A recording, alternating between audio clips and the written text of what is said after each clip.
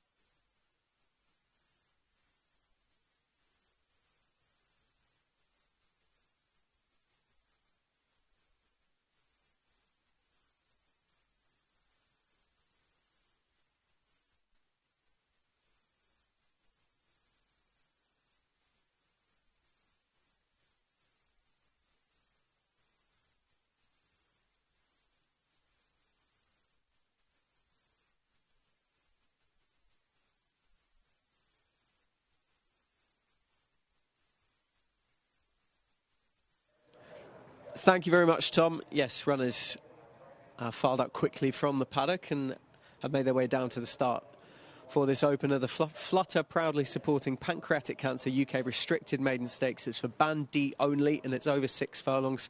And a very well-backed favourite in Afton Down, who is 11-8. One of a few good rides for Hector Crouch on the evening. Reader 7-4, and bigger prices the rest of them. Afton Down, I mean, his progression from his debut at Wolverhampton to Brighton was good. He almost lasted home in front. He was collared late by Boss Lady. He was one of a couple of hares in the race, if you will. His early keenness probably having some sort of effect late on. That will be the question.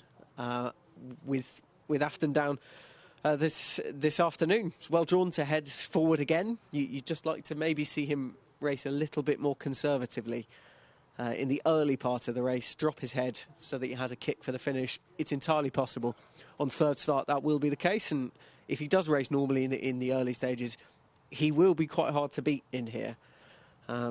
Right from the other end of the race card that we saw is Reader, who only made her debut earlier this month at Goodwood. I thought it was a fine effort. She's only a length and a quarter behind Sing the Blues, who had the benefit of experience, justified 15-8 favouritism, did Sing the Blues. This filly, she was just very green when asked to challenge, and on the day, it came down to experience.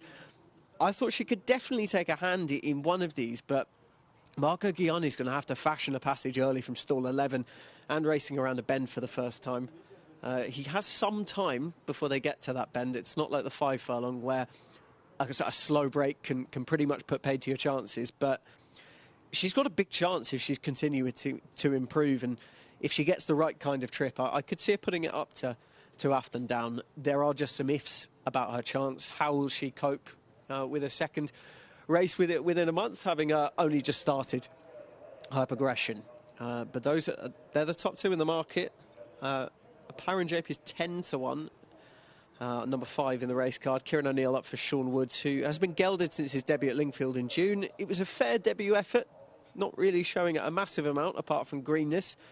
But this is a winnable contest. If the top two underperform, and then he might have a hand to play. I thought on the basis of that run, even if you take greenness away, it was hard to use it as evidence that he's up to winning one of these straight away. But he's maybe a transformed character, and maybe he can show more up second up off 149 days.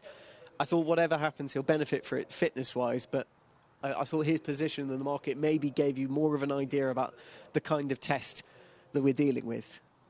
As you can see, that Afton Down's now steady enough at 11-8, has attracted the support. From the hips, experienced in here, number 3.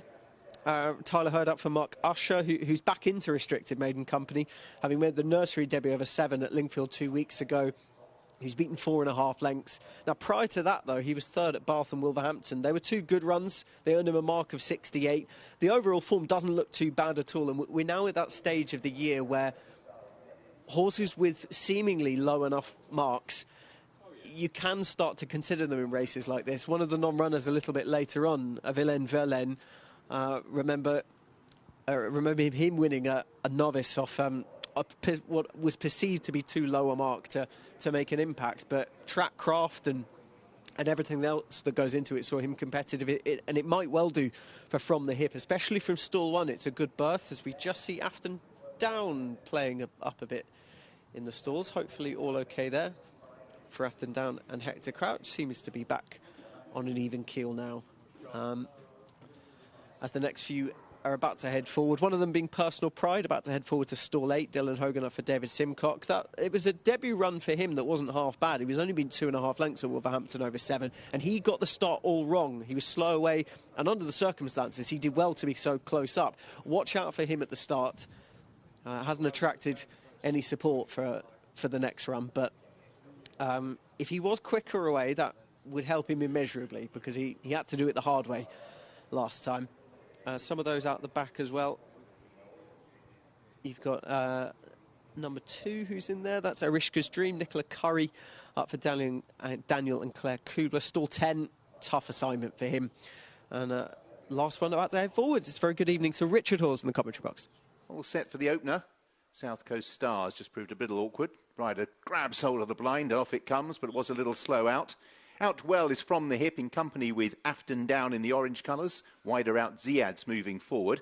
And Paranjapi in the check colours of blue and white. Arishka's Dream's wide on the course, so is Reader, just making some progress out wide in the black colours. Second half of the field, Personal Pride, as Rider glances across to cross in front of Lily Coy, then Ribshot, South Coast Star. And last of all is New Objective. So Afton Down has got to the lead. Leads Paranjapi inside the final half mile with From the Hip, Personal Pride, and the leading group is completed by Ziad. They're a couple of lengths clear from Reader, who's pushed along in 6th place. Behind these is Arishka's Dream as they turn. Lily Coy still towards the back in company with likes of South Coast Star. But Afton Down is already past the halfway stage, has the lead passing the two of over a length. From in second, From the Hip, Paranjapi in third, then Ziad. And these quartet are pulling away. Personal Pride still just about in touch. Not much getting in it from the back, although Arishka's Dream is getting the hang of things late on. Afton Down with From the Hip produced a challenge. Then Paranjapi, but Afton Down still has the lead and 100 yards to last. Afton Down, From the Hip, however, is edging closer on the run to the line, and From the Hip just gets up. From the Hip runs down, Afton Down, I think. Judge will confirm. Paranjapi was third. In 4th place, that was close as well between Personal Pride and New Objective, who made some late ground. From the Hip under Tyler Hurd for Mark Usher is off the mark at the 5th attempt and has run down Afton Down, who looked like he was in the perfect position, taking them along. And he looked like he was going great guns at the top of the straight, but he's run out of puff. From the Hip had the experience, having had 4 prior runs and a couple of good ones not too long ago, finishing back-to-back thirds. 10-1 if you kept the faith back into maiden company, having had a nursery debut last time. Son of Ardad, out of Rosehip, who was very adept on the all-weather, has been able to make his mark. He's getting the hurry up at this point. Afton Down has taken them along on a track where we've mentioned, and we'll mention plenty throughout the course of the evening, that racing on the front end is usually the place to be, and that's where it's been here.